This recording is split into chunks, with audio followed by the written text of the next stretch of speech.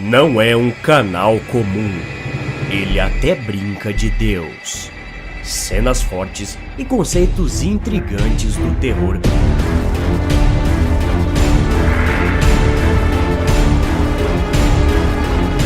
Você vê no canal Ao Lado do Medo. Link na descrição ou no card acima.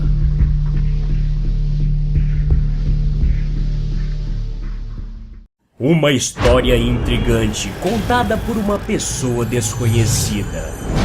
Um dos mais longos contos do mundo das creepypastas de terror e desse canal. Em parceria com o meu amigo Mohamed, dividiremos em 3 vídeos. O primeiro é esse que você está vendo agora. O segundo vai ao ar dia 26 no canal do Mohamed.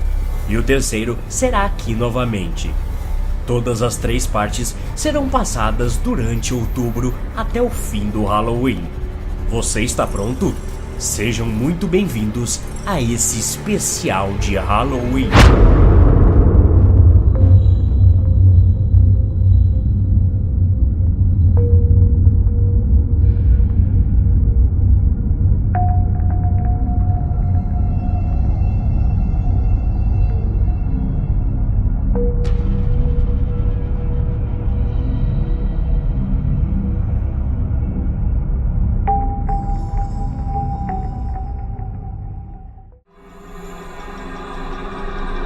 Em todas as partes do mundo existem aquelas lendas urbanas específicas do local que simplesmente não vão para o esquecimento das pessoas. Sejam as histórias sobre um asilo assombrado na periferia da cidade, uma criatura que vive nas matas próximas ou um fantasma que assombra um ponto da estrada fora da cidade. Há sempre uma linha comum entre os contos. Ninguém pessoalmente foi a esses lugares, viu as criaturas ou testemunhou qualquer assombração com seus próprios olhos. Em toda geração, dizem que eles conhecem alguém cuja irmã do melhor amigo do irmão foi para uma casa assombrada com 13 andares que tinham cobras e aranhas, e que era tão assustador que ninguém nunca conseguiu ficar lá por muito tempo. Essas mesmas pessoas jurarão pela veracidade dessas histórias sem nunca ser capaz de fornecer um fragmento de evidência ou o nome de alguém que poderia provar algo, simplesmente porque todo mundo por aqui sabe que é uma história verdadeira. Os contadores de histórias eventualmente passarão os contos para seus filhos, que os modificarão apenas o suficiente para atualizar as mudanças dos tempos, e o ciclo continua. Eu sou tão cético quanto qualquer um. Tiro isso por ser um viciado nessas histórias quando mais jovem, constantemente à procura das histórias mais aterrorizantes de qualquer área do país que eu tivesse vivendo no momento. Eu inventei e espalhei histórias sobre pizzarias assombradas em Nova York, o encontro do meu primo com o demônio de Jersey, ou como meu avô encontrou uma criatura humanoide demoníaca na floresta do Colorado. Eu até mesmo quebrei a única regra dessas histórias, me colocando nelas. Olhando para trás, vejo como isso foi muito corajoso da minha parte, já que eu tinha que ter certeza de que eu sempre contaria da mesma maneira. Surpreendentemente, ninguém nunca percebeu minhas mentiras. Eu gosto de pensar que eu fiz algumas contribuições maravilhosas para várias lendas urbanas em todo o Centro-Oeste e estados do Nordeste. Eu me mudava muito. Havia sempre uma onda de alegria sempre que eu andava pelos corredores na escola e ouvia um dos meus colegas recontando as minhas histórias para seus amigos, acrescentando pequenos detalhes aqui e ali como um grande jogo de telefone sem fio. Mas eu sabia, é claro, que as histórias eram totalmente falsas, mas eu ficava firme sempre que alguém me perguntava sobre elas. Eu até conseguia atuar um pouco, falando com uma voz trêmula ou olhando assustado quando eu ia recontar algo que supostamente presenciei. Suponho que esse aspecto da minha infância levou à minha situação atual, que vou recontar em detalhes para que vocês tirem as lições que quiserem. Fiz essa pequena introdução como uma espécie de aviso legal, especialmente para aqueles que vão duvidar da minha credibilidade. Sabem aquela história do menininho que gritava lobo só para assustar seus amigos, mas na verdade o lobo não existia? Por anos eu fui como o menino que gritou lobo, mas juro por toda a honestidade e integridade que eu tenho, que dessa vez o lobo era real. Pelo que contei a vocês no começo, provavelmente é evidente que eu era uma espécie de andarilho, rodando o país afora durante todo o meu ensino fundamental e médio. Mas isso não tinha nada a ver com alistamento militar ou algo parecido. Acontece que meus pais simplesmente não tendem a se prender a um lugar por muito tempo. Suponho que isso tenha me afetado um pouco, mas não de maneira prejudicial ou traumatizante. Enquanto crescia, eu era um completo tonto, fazia amigos com muita facilidade, era muitas vezes o palhaço da turma e por causa disso era detestado por meus professores. Novamente, isso nunca foi um problema, já que provavelmente eu estaria em outro estado quando o próximo semestre começasse. Minhas amizades eram muitas vezes superficiais, assim como todos os relacionamentos positivos que eu já tive com os meus professores. Por causa dos acontecimentos que se seguiram, minha memória de um professor em particular está pouco distorcida, mas vou tentar dar a versão menos tendenciosa possível de nossa amizade. Sr. Mays foi um dos meus professores de estudos sociais nos primeiros anos do meu ensino médio. Sendo mais velho agora, eu posso compreender como as crianças são horríveis de lidar em torno dessa idade. E eu o respeito muito por como ele era capaz de se conectar com seus alunos. Ele parecia como um de nós. Ele falava como nós, fazia referências da cultura pop, ouvia música legal e às vezes ele dizia até palavrão enquanto estava dando uma palestra apaixonada sobre a história dos americanos nativos ou algo assim.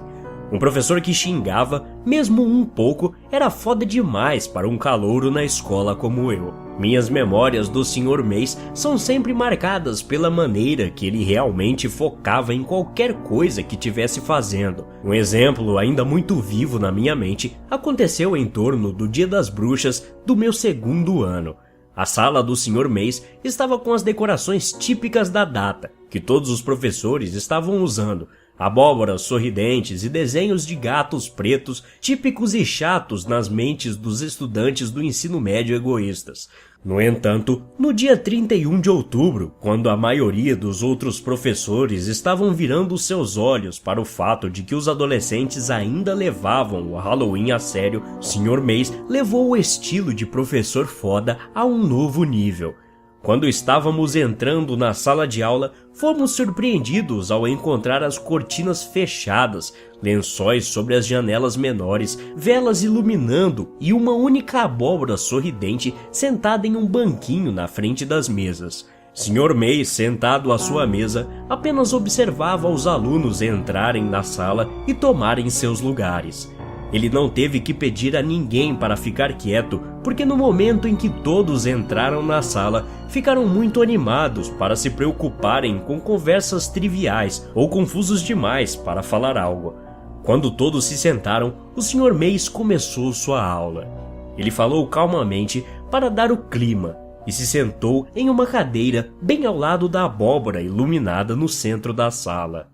Hoje é provavelmente o meu dia favorito do ano, classe. O Dia das Bruxas é meu feriado favorito. E eu quero compartilhar com vocês exatamente por eu amar tanto. Uma menina levantou a mão com um olhar preocupado no rosto. Eu estou empurrando a data da entrega do dever para a próxima terça, disse ele, sem se preocupar em olhar para a menina, que lentamente abaixou a mão, olhando em volta para os outros alunos com uma pitada de constrangimento. A classe explodiu em gritos silenciosos e Sr. Mays esperou o silêncio inevitável. Ele começou sua história imediatamente após a classe ter se acalmado. Vou tentar recriar a incrível história que o Sr. Mays contou naquele dia. A maneira que ele contou fez com que os viciados em terror como eu ficassem sem palavras e o resto da classe apavorada. A mesma garota que tinha levantado a mão antes estava segurando os joelhos contra o peito no final, com um olhar de terror no rosto. O importante é saber sobre o que era a história. Todos os detalhes fogem da mente agora e eles não são muito relevantes. Vou tentar contar as partes da história que mais importam, mas não esperem exatidão precisa. Basicamente, o Sr. Mays e seus amigos partiram em uma viagem pelas estradas do país depois de se formarem na faculdade. Eles pegaram um caminhão carregado com material de acampamento e foram viajar por todo o verão. O grupo foi de Nova Jersey para baixo das costas da Flórida, New Orleans para a Califórnia até Washington. De lá, eles foram para as montanhas rochosas no Colorado e, em seguida, de volta para casa em Nova York. Esse conceito de liberdade para viajar em qualquer lugar fisgou toda a classe em um instante. Sr. Mays era o professor mais incrível de todos aos meus olhos. Sendo estúpidos ou aventureiros, o grupo não levou um mapa. Não haviam compromissos, então eles apenas dirigiam em qualquer direção de onde queriam ir e acabavam encontrando uma cidade para ficar ou algum lugar que parecia ser interessante. Ele nos disse que depois de passar uma semana no Colorado, ele e seus amigos tiveram que viajar por quilômetros e quilômetros de milharais, planícies e mais milharais. Eles achavam que já estavam em Nebraska ou Kansas quando decidiram juntar o dinheiro extra e ficar em um hotel por uma noite. Estavam em alguma cidade que o Sr. Mays mal conseguia se lembrar do nome, quando um de seus amigos percebeu que na verdade estavam perto da fazenda de seu avô. Ele não estava inteiramente certo de onde ficava, mas novamente, sendo estúpidos ou aventureiros, eles decidiram pegar o dinheiro de volta do hotel e tentar entrar em contato com o vô do amigo. O telefone não atendia, então o grupo achou que seria mais divertido apenas aparecer sem avisar. O amigo do Sr. Mays deixou bem claro que seus avós iriam acolhê-los e alimentá-los sem hesitar. Então, o grupo partiu 1 hora antes do sol se pôr, buscando a salvação de uma casa confortável e grátis para ficar. Em Kansas ou Nebraska, onde quer que tenha sido, não há pontos de referência naturais que orientem os viajantes perdidos. Qualquer instrução dada a alguém que não é local basicamente seria: passe alguns quilômetros de milharal, vire à direita e desça uma estrada de terra para outro milharal. Deve haver algum tipo de trigo à sua direita. Então, como é o caso em histórias de terror, o grupo se perdeu. Nunca querendo admitir a derrota, eles dirigiram noite adentro, fazendo as curvas erradas a cada 5 minutos, até que chegaram em uma estrada arborizada que o amigo de Sr. Mays tinha certeza que era onde seus avós viviam. Sr. Mays descreveu a estrada como sendo basicamente um caminho escuro para o inferno. Eu não estava inteiramente certo se era verdade ou não, porque ele ficou muito animado e um pouco ridículo falando sobre as árvores que quase agarraram o carro e os olhos vermelhos de incontáveis animais olhando para eles da escuridão. Independente disso, os clichês típicos de terror funcionaram na maior parte da classe. Todo mundo estava apavorado. Assim, o grupo dirigiu pela estrada escura por cerca de 15 minutos antes de chegarem a uma clareira e encontrar uma pequena casa iluminada, o que parecia ser um silo. Eles pensaram que pelo menos as pessoas que viviam lá poderiam ajudá-los a encontrar os avós do amigo.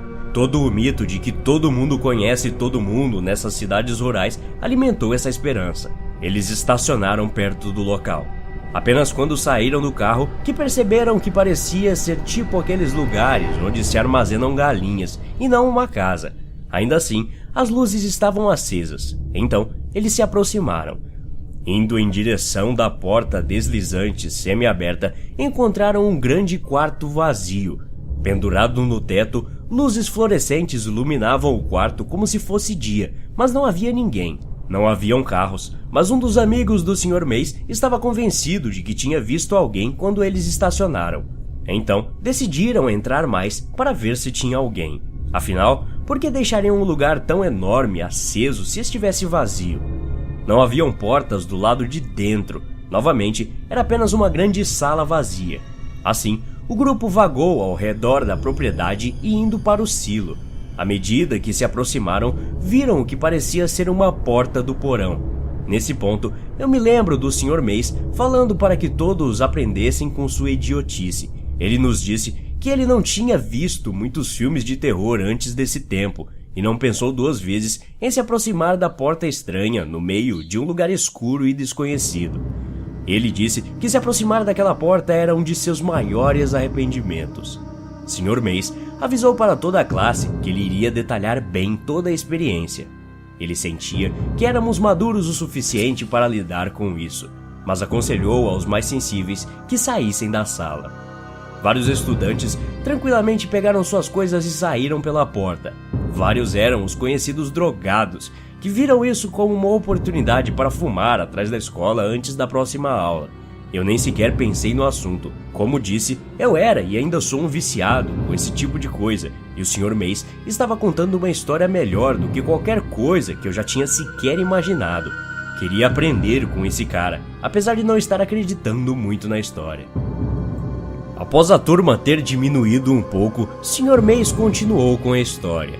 Ele contou aos poucos alunos restantes que ele e seus amigos abriram a porta do porão, libertando um cheiro que ele só descreveu como a coisa mais podre que meus sentidos já presenciaram.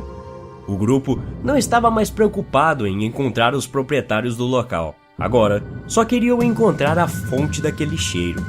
Desceram os degraus para o porão, que era iluminado por lâmpadas espaçadas esporadicamente pelo teto de um longo corredor. Ninguém falou nada. As coisas tinham ficado muito estranhas.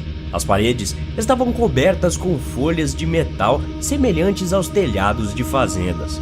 O corredor era estranho e o teto ia abaixando, antes de levantar de novo mais à frente, como um túnel que foi escavado às pressas. Haviam partes que os garotos tiveram que quase se agachar para passar. O Sr. Mace nos disse que a pior parte era que as lâmpadas piscavam de forma contínua, tornando muito difícil percorrer os corredores sinuosos e instáveis. Em retrospectiva, ele estava certo de que sua mente estava brincando com ele, mas se lembrava de ter visto flashes de coisas que não poderiam estar lá. Ele disse que quando você está muito focado em algo ou muito nervoso, sua mente pode fazer isso com você. Ela simplesmente se revolta, mostrando-lhe coisas ou pessoas que não estão lá. Ele continuou a descrever o corredor e eu já estava quase saindo da minha cadeira de animação. Os corredores pareciam não ter fim. Sr. Mace supôs que eles talvez estivessem em algum lugar sob a floresta estranha pela qual passaram de carro, quando eles viram algo que não devia estar ali. Após 1 quilômetro desse caminho, eles se depararam com uma porta. Era simples e de madeira, mas parecia pertencer ao exterior de uma casa suburbana. Tinha um design agradável, parecia ser recém-pintada de vermelho. O batente e a maçaneta dourada brilhavam. Isso, claro, parecia pertencer a uma entrada de uma bela casa, não num túnel subterrâneo no meio do nada. O amigo do Sr. Mace caminhou em direção à porta, movendo-se com cuidado por causa das lâmpadas que pendiam no teto agora abaixo. Ele se virou para o grupo nervoso e tentou aliviar a tensão com uma risada, antes de dizer: "Eu provavelmente deveria bater antes, né?" Ele pegou o batente de aço e o bateu contra a porta várias vezes, ironicamente, mas sussurrando: "Tem alguém na casa?" O grupo esperou cerca de 30 segundos antes da tensão se romper. O cara ao lado da porta deu de ombros e começou a caminhar de volta para seus amigos. Mas quando ele levantou o pé, a lâmpada entre eles explodiu. Os garotos protegeram seus olhos da porta e olharam de volta para seu amigo solitário perto dela. Quando este abaixou as mãos, uma das folhas de metal do teto improvisado caiu. A borda da folha caiu diretamente sobre a testa do garoto, abrindo-a e fazendo escorrer uma enxurrada de sangue pelo seu rosto. Enquanto caía, as costas do garoto bateram contra a porta, a abrindo. Todo o grupo correu através da luz fraca para seu amigo, mal percebendo o quarto negro que se estendia atrás da porta. Sr. Mace foi o primeiro a chegar ao lado de seu amigo. Ele apoiou a cabeça do cara em seus braços, imediatamente tirando sua jaqueta e colocando-a sobre a testa para tentar parar o sangramento. Uma vez que o grupo tinha se acalmado, o Sr. Mace notou que seu braço estava encharcado de sangue. Ele estava confuso sobre isso e tentando resolver o problema, quando um de seus amigos começou a falar. Ele dizia: "As luzes, nós temos que ir." quando o Sr. Mays percebeu. Sabe quando você desliga a luz? Ele falou para a classe. E tudo é quase um breu, exceto a luz da lâmpada morrendo ou esfriando? Era assim, mas eram todas. Pelo menos 20 lâmpadas iluminavam o quarto segundos atrás. E agora só apareciam pequenas estrelas de escuridão. Isso era definitivamente aterrorizante. Mas não era a coisa mais assustadora. Ainda havia uma luz muito fraca vindo do corredor atrás deles. E embora fosse fraca, ela iluminou o quarto apenas o suficiente para verem a forma de dezenas de pessoas em pé a menos de 10 passos na frente deles. O amigo do Sr. Mays começou a dizer algo enquanto uma das lâmpadas cintilou. Deixe-me interromper nesse ponto e dizer que o Sr. Mays era um cara normalmente brincalhão. Ele tinha aquele tom de voz que fazia você querer corresponder. Basicamente, ele poderia dizer: "Vamos pular de um penhasco, rapazes." E você gostaria de responder: "Tudo bem, Sr. Mays, mostre-nos o caminho." Esse é um exemplo ridículo, mas acho que você entendeu. Ele era um cara carismático. Até esse ponto, a história toda tinha sido contada como uma história de fogueira. Ele tinha a voz de alguém tentando ser misterioso e assustador, o que funcionou. Nesse ponto do conto, eu me lembro que ele mudou completamente. Ele não estava tentando assustar ninguém. Eu poderia dizer que essa parte foi difícil para ele. Ou ele era um ator muito bom, ou realmente foi uma memória aterrorizante para reviver. Sr. Mays disse que a lâmpada voltou à vida e iluminou o grupo de pessoas na frente dele. Na penumbra, ele podia ver crianças, pelo menos 20 delas. Elas estavam todas vestidas de camisolas esfarrapadas e rasgadas, manchadas com alguma coisa escura. Seus cabelos eram longos. Cada um deles parecia não ter tido um corte de cabelo desde o nascimento. Algumas das crianças estavam completamente cobertas por seus fios. O cheiro deixava claro que nunca conheceram um chuveiro também. Sr. Mays nos disse que a parte mais bizarra era que nenhuma delas se movia. Elas estavam todas de pé, olhando. Tinham algumas que só dava para ver o reflexo da luz em seus olhos na escuridão. Todo o seu grupo estava paralisado de medo por alguns segundos quando ouviram o que parecia ser um animal chorando à distância. Foi descrito como o som de um cachorro chorando multiplicado por 10. A adrenalina fez o grupo se mover, assim como as crianças que começaram a andar. Os garotos agarraram o amigo ferido e o tiraram da sala, indo para o corredor em um instante. Sr. Mays demorou mais um segundo para se mover, tentando desesperadamente parar de tremer. Ele estendeu a mão à sua esquerda na tentativa de encontrar uma parede para encostar, e acabou encontrando uma, e em seguida puxou com força, sem parar de olhar para as crianças. Ele correu para a porta quando percebeu no que tinha agarrado, um chuveiro, que vinha de um muro de cimento. Havia algo vazando nele, mas a luz estava muito fraca para ver o que era. Ele percebeu que isso tinha vazado em cima dele, mas diante de tudo, não se importou. As crianças gaguejavam algo para ele enquanto um animal gritava ao longe e seu amigo sangrava gravemente. Quando ele saiu da sala, fez questão de enfatizar que conseguiu ver mais algumas cabeças de chuveiro na parede perto da única lâmpada fraca. É por isso que eu chamo de os chuveiros. Sr. Mays disse à classe. Fiquei paralisado, sentando-se mais à frente do que a mesa permitia, me preparando para mais. Eu bati a porta vermelha atrás de mim e corri através do corredor como nunca antes. Eu cheguei de volta pro carro e nós aceleramos como um morcego fugindo do inferno. Um casal de estudantes riu ao ouvir a palavra inferno. Então, quando vocês estiverem no escuro dessa noite, certifiquem-se que vocês sabem exatamente onde estão indo e não vão para nenhuma fazenda abandonada. Eu sei que não há muitas por aqui, mas vocês são crianças inteligentes. Menos o Jerry. A classe riu e o clima melhorou quando o sino tocou para a próxima aula. Sr. Mays acendeu a luz e agradeceu a todos por ouvirem. Lembrou a todos sobre o dever para a próxima semana e nos disse para ter um Dia das Bruxas seguro e feliz.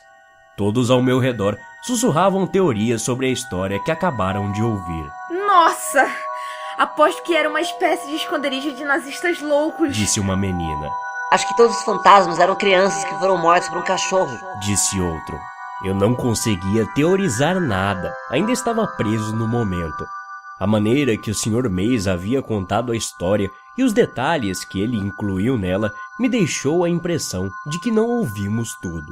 Alguns dias depois, eu fiquei depois da aula e lhe perguntei como a história realmente terminava e o que aconteceu com seu amigo. Ele riu e disse que seu amigo estava bem e sussurrou dizendo: Provavelmente foi tudo devido a algumas drogas que usamos naquela noite. Ele piscou para mim como se dissesse: Não conta ninguém sobre isso, hein, garoto? Eu sorri e saí. Fiquei naquela cidade por mais alguns meses e em seguida rapidamente me mudei para o outro lado do país. Fui para Milwaukee, Wisconsin. Eu mudei um pouco a história ao redor e contei nas festas de fogueiras quando fiquei mais velho e sempre foi um sucesso. Mas eu sempre mudava o final, deixando o amigo morrer de perda de sangue ou sendo arrastado pelas crianças. Eu fui para uma faculdade no norte de Nova York. Foi um momento divertido para mim. Eu continuei sendo o mesmo tonto que eu sempre fui, até que durante meu primeiro ano lá, eu trombei com o Sr. Mays em um bar que eu frequentava. Inicialmente, eu não tive certeza de que a pessoa que eu vi enterrando sua cabeça em seu braço no bar era o Sr. Mays. A única característica que me chamou a atenção foi um suéter que ele costumava usar em seu aniversário durante a aula. Nela, simplesmente tinha: "Eu sou o aniversariante". Eu disse aos meus amigos para que fossem para a mesa e que eu iria lá mais tarde. Depois, caminhei até o homem no bar. "Sr. Mays?", eu disse, e o homem olhou para cima. Ele ficou olhando para o meu rosto por alguns segundos antes de sorrir, colocar a mão no meu ombro e dizer: Ei, você aí, meu filho, como tem passado? Eu podia sentir o cheiro forte de uísque em seu hálito e suas bochechas estavam vermelhas. O olhar em seus olhos me disse que ele não tinha ideia de quem eu era. "Sr. Mays, sou eu, o Jack. Eu fui seu aluno por alguns semestres há uns 6 anos atrás." Seu rosto mudou um pouco e vi um olhar genuíno de reconhecimento. Ele ficou mais calmo, sorriu e disse: Como você está, Jack? Nós conversamos por uns 20 minutos. Eu lhe contei o que andei fazendo nos últimos anos e ele também. Aparentemente, ele ainda lecionava na mesma escola, fazendo o mesmo show, como ele chamava. Perguntei se estava tudo bem e ele disse que não dava para ficar melhor. Levei um tempo para perceber que eu era um adulto que estava tendo uma conversa com outro adulto. Toda vez que eu falei com o Sr. Mays antes, tinha sido uma relação aluno-professor.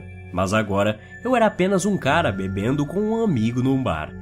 Meus amigos eventualmente foram embora e eu continuei bebendo com o Sr. Mays. Ele me contou tudo sobre seu divórcio e seus filhos, coisas que eu nunca teria perguntado ou me preocupado anteriormente. Mas agora eu me importava. Ele era uma pessoa real para mim, não apenas mais um ídolo. Esse era um cara que tinha problemas reais, não o professor infalível que uma vez eu pensei que ele fosse. Várias horas se passaram antes de eu falar sua história sobre os chuveiros. Eu contei a ele tudo sobre a minha história com lendas urbanas e contos assustadores e ele apenas riu. Quando eu mencionei a história que ele nos contou anos atrás, ele quase pareceu desconfortável. Ele terminou seu uísque, pediu outro e depois se virou para mim muito sério. Ouça, Jack, eu não sei porque eu contava aquelas histórias, ano após ano. Suas palavras saíram atrapalhadas ou foi minha audição que estava ruim. Nós dois já estávamos bastante alegres nesse momento. Foi isso que meu terapeuta me disse para fazer quando eu era mais jovem. Eu tinha que contar para as pessoas para conseguir aceitar alguma merda assim. Ele tomou um grande gole de sua bebida. Espere, seu terapeuta? Eu disse. Sr. Mays riu com vontade e olhou para mim. É claro, Jack.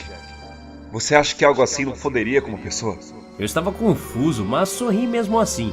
As coisas tinham acabado de ficar muito estranhas.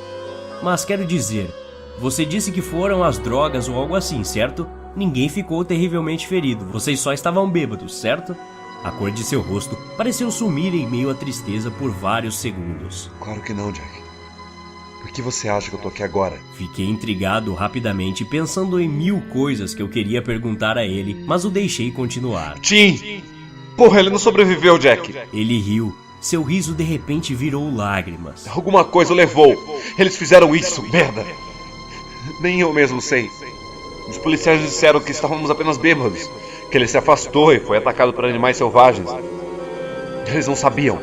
Eles não viram, Jack. Eu estava absolutamente petrificado nesse momento. Sr. Mays estava falando como se eu conhecesse a história real, mas não sabia.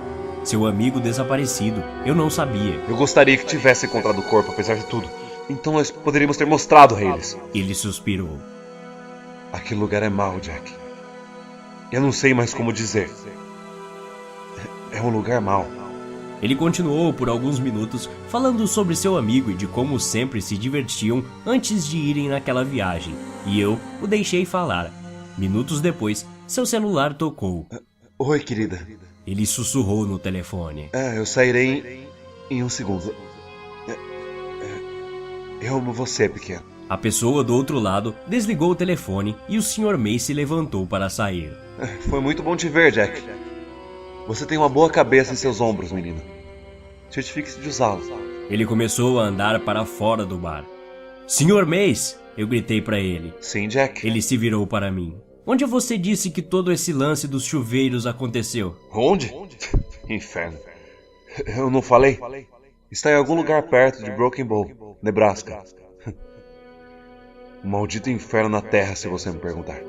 Sr. Mays saiu do bar após acenar para mim e trombar na parede antes de finalmente encontrar a porta. Essa foi a última vez que eu iria vê-lo. Eu nunca seria capaz de lhe dizer como ele mudou minha vida, ou melhor, o impacto que sua história teve sobre mim. Ele nunca soube a viagem que fizemos após a graduação, quase imitando o que ele e seus amigos tinham feito. Ele nunca soube que as coisas que ele viu naquele lugar eram reais. Por quê? Bem, ele morreu cerca de 1 mês depois do nosso encontro. O fígado dele falhou. Está tudo bem, porém, sua família estava com ele no quarto do hospital. Ele morreu rodeado de pessoas que se preocupavam com ele, e isso é tudo que eu poderia desejar a um homem como ele. Eu fui àquele lugar também, vários anos mais tarde. É aí que a minha história muda. O que se segue é uma história de como eu encontrei os chuveiros e o motivo de eu nunca, jamais ir a qualquer lugar perto de Nebraska, nunca mais. Vou terminar essa história quando estiver sóbrio. A memória é muito nítida. Você está afim de ver a continuação dessa história? Pois bem, como avisado no início, a segunda parte sairá dia 26/10 no canal do Mohamed. Então, clique no link aqui embaixo e inscreva-se no canal dele. Dia 26 desse mês de outubro irá sair a nova parte. Se você está vendo o vídeo depois dessa data, então corre lá que o vídeo já está lá. Até a próxima! Obrigado!